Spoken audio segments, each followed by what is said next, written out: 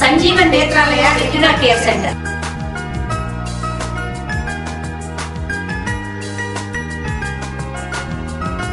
Sanjeevan Netralaya retina care centre. గత 20 సంవత్సరములుగా ఆయుర్వేద వైద్యంలోను మరియు వివిధ రకాల ఔషధాల తయారీలోను అనుభవం గల వైద్యులు డాక్టర్ ఎంబీఆర్ కామేశ్వరరావు గారు.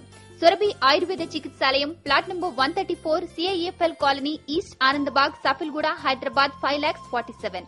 సంప్రదించాల్సిన ఫోన్ నంబర్ 04027244293.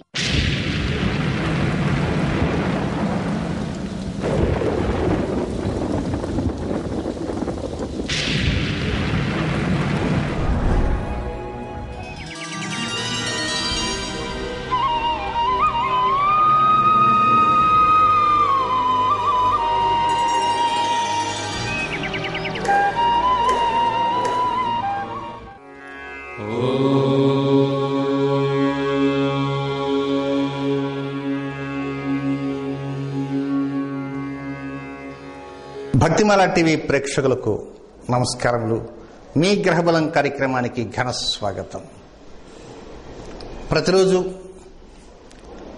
27 నక్షత్రాల్లో జన్మించినటువంటి వారికి జాతక పొంతన విషయంలో, అంటే వివాహ సమయాలలో ఏ నక్షత్రాలు అనుకూలము, ఏ నక్షత్రాలు ప్రతికూలము అనే వివరాలు చెప్పుకుంటున్నాం.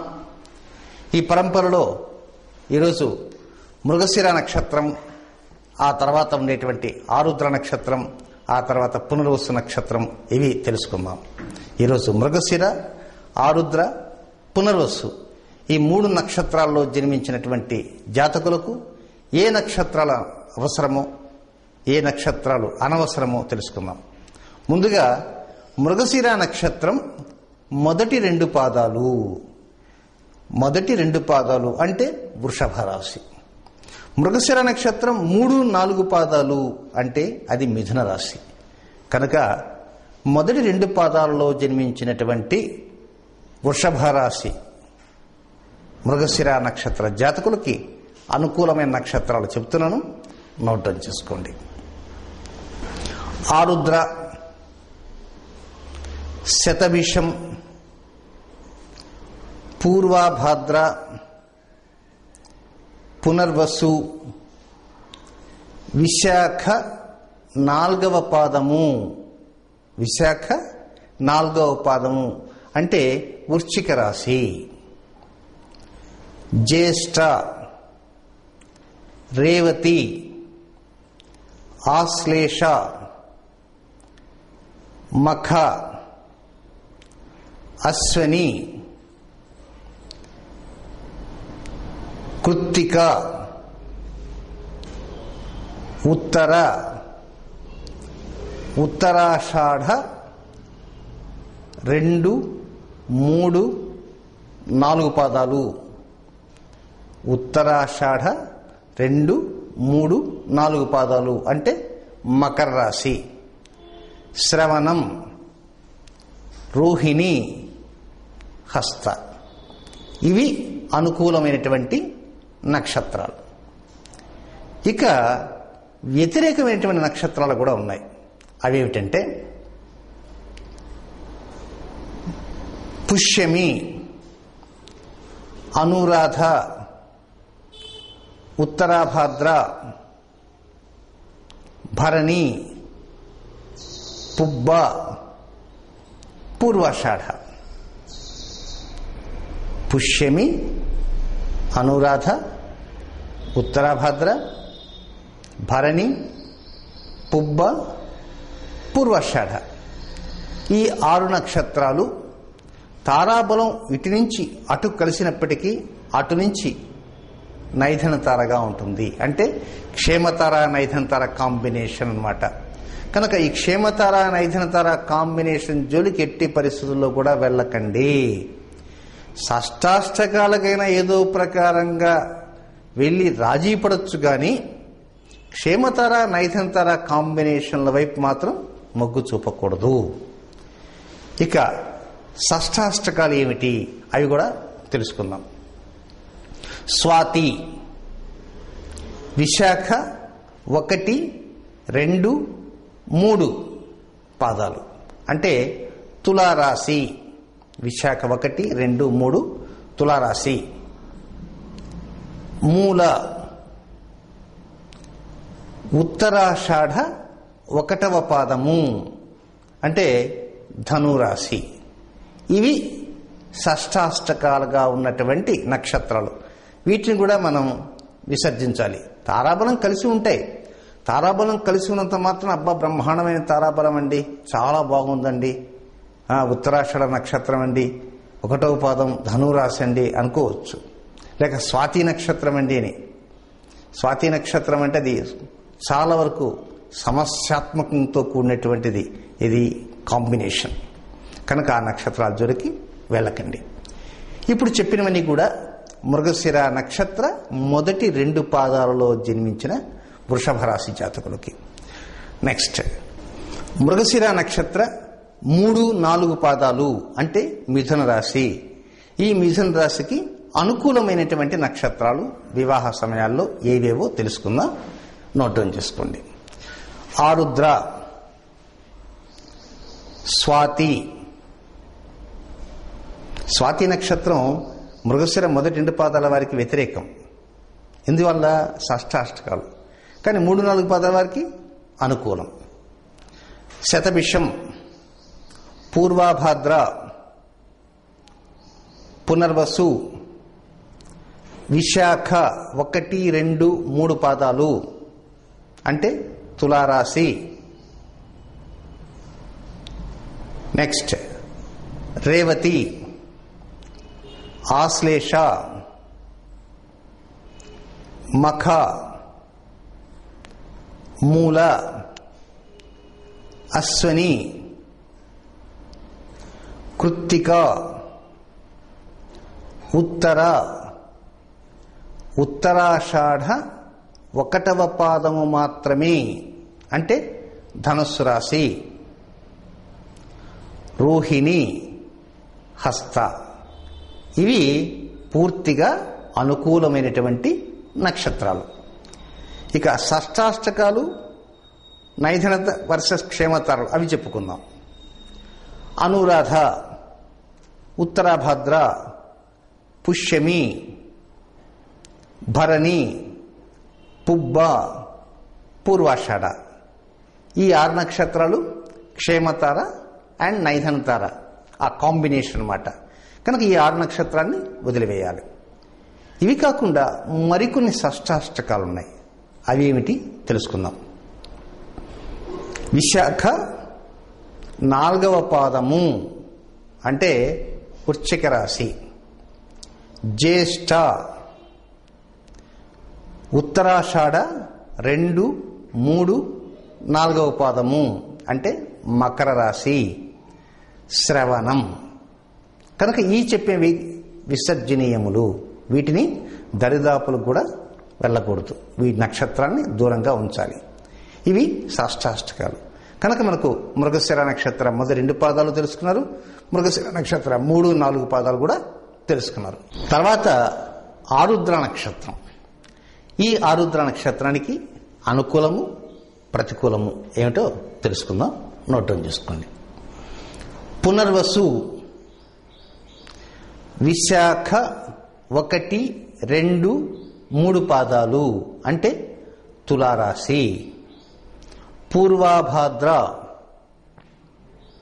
ఉత్తరాభాద్ర, పుష్యమి, మూల, అశ్వని, మఖ, పుబ్బ, హస్త, శ్రవణం, రోహిణి, మృగశిర, చిత్త, ధనిష్ట 3, 4 పాదాలు అంటే కుంభరాశి. ఇవి పూర్తిగా అనుకూలమైనటువంటి నక్షత్రాలు. కనుక ఈ అనుకూలమైనటువంటి నక్షత్రాల్లో జన్మించినటువంటి వారిని వివాహం అంటూ చేసుకోవాలి. నక్షత్రం కలిసిన తర్వాత జాతక పొంతన కూడా చూసుకోవాలి. ఇక క్షేమతార నైధంతార కాంబినేషన్లో ఒక 6 నక్షత్రాలు ఉంటాయి. ప్రతి నక్షత్రానికి ఈ కాంబినేషన్ నక్షత్రాలు 6 ఉంటాయి. ఈ 6 నక్షత్రాలు మాత్రం మనం దూరంగా పెట్టేసేయాలి.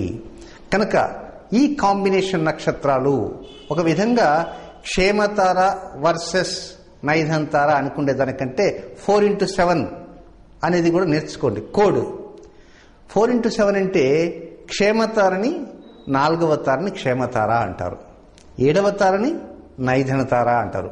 ఇప్పుడు చాలా టీవీలలో 24 గంటల పాటు వస్తుంటుంది, టీవీ వారం రోజులు వస్తుంటుంది, 24x7 అనేస్తారు. కొన్ని పత్రికల్లో కూడా 24x7 వేస్తారు. అలాగే మనం కూడా కోడ్ నేర్చుకోవాలి. ఏమిటి? 4x7 నక్షత్రాల జోలికి వెళ్ళకూడదు. 4 వర్సెస్ 7 ఆర్ 4x7 అంటే క్షేమతార నైధంతార కాంబినేషన్. కనుక ఆరుద్ర నక్షత్రానికి ఈ కాంబినేషన్లో ఉన్న నక్షత్రాలు 6 ఉంటాయి. 6 ఏమిటంటే ఆశ్లేష, జ్యేష్ఠ, రేవతి, కృత్తిక, ఉత్తర, ఉత్తరాషాఢ. మరొకసారి చెప్తాను. ఆశ్లేష, జ్యేష్ఠ, రేవతి, కృత్తిక, ఉత్తర, ఉత్తరాషాఢ. ఈ 6 నక్షత్రాలు కూడా క్షేమతార నైధంతార కాంబినేషన్లో ఉంటాయి కనుక వీటిని దూరంగా ఉంచుకోవాలి. ప్రతి ఒక్కరూ కూడా తెలుసుకోవాలి. కొంతమంది చాలా వేదాంత ధోరణిలో మాట్లాడి ఏమిటిలేండి వీటన్నిటినీ క్షేమతార అంటే ఏమిటి, ఒకవైపు క్షేమంగా ఉంది, అటువైపు నుంచి ఏంటింది, ముందు అమ్మాయికి ఉందా లేదా చూడండి. జాతకాల్లో ఏం చెప్పింది జ్యోతిషాస్త్రం ప్రకారం అమ్మాయికి తారాబలం కలిస్తే బాగుంటుంది, అబ్బాయికి ఉన్నా లేకున్నా అంటే అమ్మాయికి తారాబలం కలిస్తే బాగుంటుంది. ఎప్పుడు కూడా ఏ కాంబినేషన్లో అయినా కూడా ఒకటి మంచి తార ఉంటుంది, రెండవది సెకండ్ ఉండేటువంటి తార కొంత వ్యతిరేక తార ఉంటుంది, అనుకూల తార ఉంటుంది.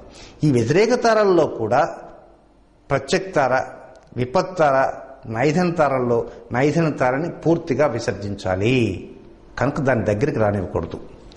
ఇక ఆరుద్ర నక్షత్రానికి షష్ఠాష్టక నక్షత్రాలు ఏమిటో చూద్దాం.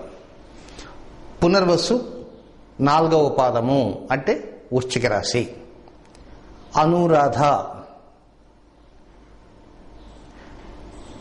శ్రవణం, ధనిష్ట 1, 2 పాదాలు ఇవి వ్యతిరేక నక్షత్రాలు. వీటిని మనం దూరంగా ఉంచాలి. కనుక ఇవి ఆరుద్ర నక్షత్రానికి అనుకూల ప్రతికూల నక్షత్రాలు. ఆ తర్వాత పునర్వసు నక్షత్రం, ఇది శ్రీరామచంద్రుని యొక్క జన్మ నక్షత్రం. ఆరుద్ర నక్షత్రం అది శంభో శంకరుడిది.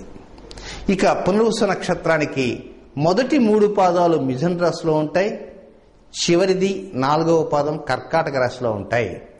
కనుక పునర్వసు నక్షత్రంలో జన్మించిన మొదటి 3 పాదాల మిథున రాశి జాతకులకి అనుకూలమైన నక్షత్రాలు జాతక పొంతనల విషయంలో ఏమేమి ఉన్నాయి తెలుసుకుందాం.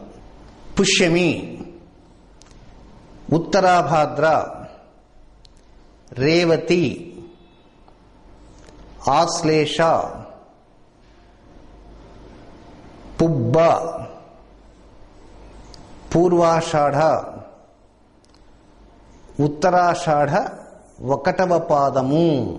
ఉత్తరాషాఢ 1వ పాదము అంటే ధనురాశి, కృత్తిక, ఉత్తర, చిత్త 1, 2 పాదాలు, 3, 4 పాదాలు అన్నీ కలిసి వస్తాయి. చిత్త, ధనిష్ట 3, 4 పాదాలు అంటే కుంభరాశి, మృగశిర, ఆరుద్ర, స్వాతి, శతభిషం ఇవి పూర్తిగా అనుకూలమైనటువంటి నక్షత్రాలు. ఇక ప్రతికూలమైనటువంటి నక్షత్రాలు ఏమేమి ఉన్నాయో అంటే షష్ఠాష్టకాలు కావచ్చు, క్షేమతార నైధంతార కాంబినేషన్ 6 నక్షత్రాలను చెప్పుకున్నాం కదా, ఆ నక్షత్రాలు ఏమిటో కూడా తెలుసుకుందాం. అవి నోట్ డౌన్ చేసుకోండి. పునర్వసు నక్షత్రాన్ని మఖ, మూల, అశ్వని, రోహిణి, హస్త, శ్రవణం. మరొక్క మాట చెప్తాను. మఖ, మూల, అశ్వని, రోహిణి, హస్త, శ్రవణం. ఈ 6 నక్షత్రాలు కూడా వ్యతిరేకమైనటువంటివి. అంటే ఒకవైపు క్షేమతారగా ఉంటుంది, మరొక వైపు నైజంతారగా ఉంటాయి. కనుక ఈ నక్షత్రాలను కూడా మనం దూరంగా ఉంచాలి. ఇక షష్టాష్టకాలుగా ఉన్నటువంటి ఏమేమి ఉన్నాయి అవి కూడా తెలుసుకుందాం. అనురాధ, జ్యేష్ఠ, ఉత్తరాషాఢ 2, 3, 4 పాదాలు, ధనిష్ట 1, 2 పాదాలు అంటే మకర రాశి. ఉత్తరాషాఢ 2, 3, 4 పాదాలంటే అది కూడా మకర రాశి. ఇవి షష్టాష్టక నక్షత్రాలు. కనుక వీటి జోలికి కూడా వెళ్ళకూడదు. కనుక మిథున రాశిలో జన్మించిన పునర్వసు నక్షత్ర 1, 2, 3 నక్షత్రాల్లో జన్మించిన వారికి అనుకూలమేవో ప్రతికూలమేవో తెలుసుకున్నాం కదా. ఇప్పుడు కర్కాటక రాశిలో జన్మించిన పునర్వసు నక్షత్ర 4వ పాదంలో జన్మించిన వారికి అనుకూలమేమిటి ప్రతికూలమేమిటి తెలుసుకుందాం. పునర్వసు నక్షత్ర 4వ పాదం కర్కాటక రాశి. పుష్యమి, అనురాధ, ఉత్తరాభాద్ర, రేవతి, ఆశ్లేష,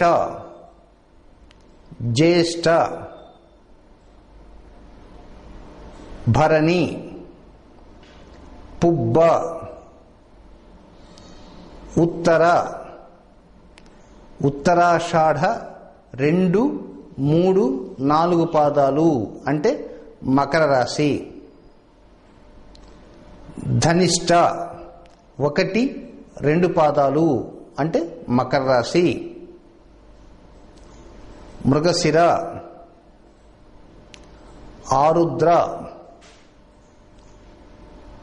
స్వాతి ఇవి మాత్రమే అనుకూలము. ఇకపోతే క్షేమతార నైధనతార కాంబినేషన్లో 6 నక్షత్రాలు మనకు వ్యతిరేకిస్తుంటాం. అవి ఏమిటో చెప్పుకుందాం. పునర్వసు నక్షత్ర 4వ పాదానికి మరికొన్ని ఉన్నాయి కదా, అవి చెప్తాను. అవి కూడా నోట్ డౌన్ చేసుకోండి. పూర్వాషాఢ, ఉత్తరాషాఢ 1వ పాదము, ధనిష్ట 3, 4 పాదాలు అంటే కుంభరాశి.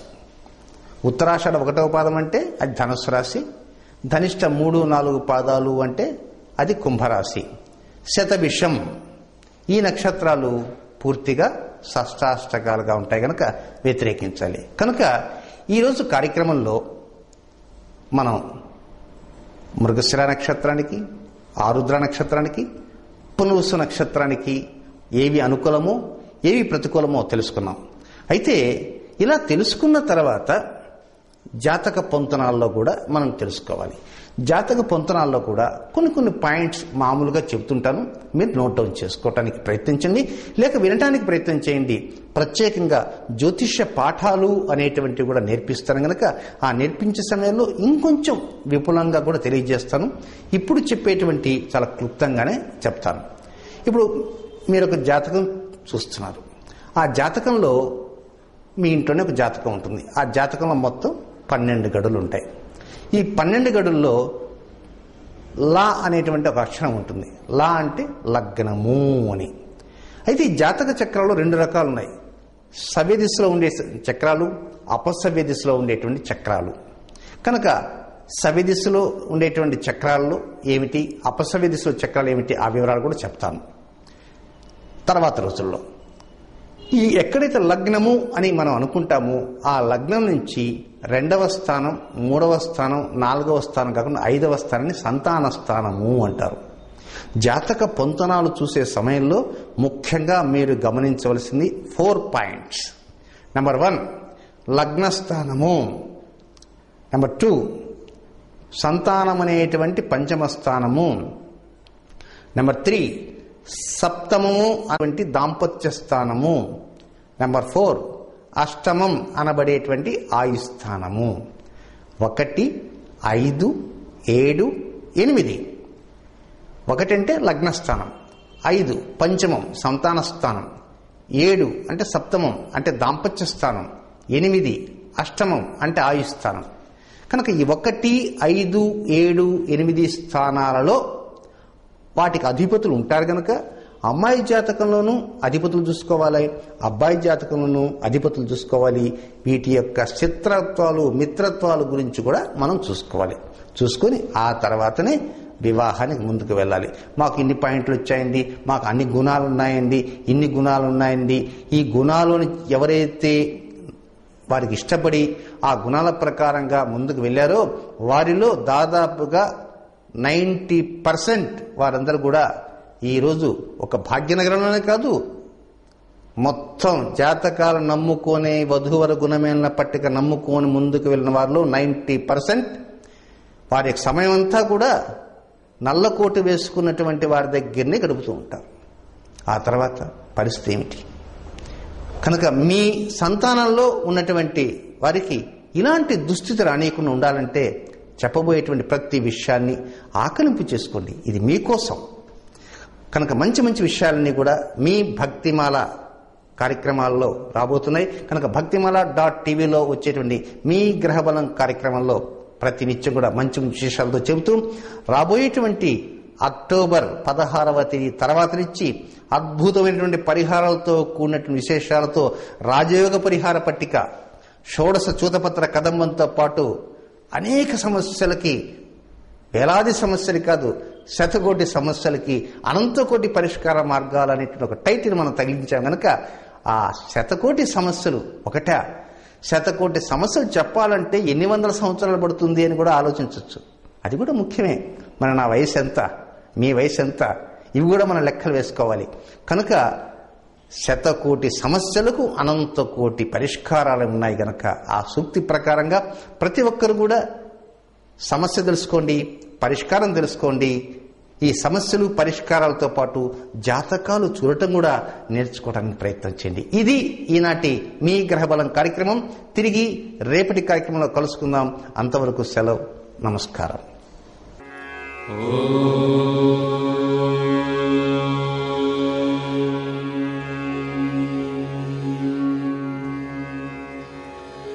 Sanjeevan Netralaya retina care centre.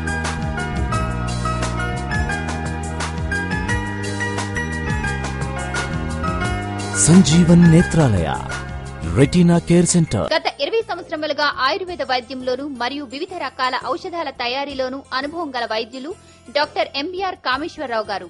Surabhi Ayurveda చికిత్సాలయం, plot number 134, CIFL colony, east Anandbagh, Safilguda, Hyderabad 5,47,000.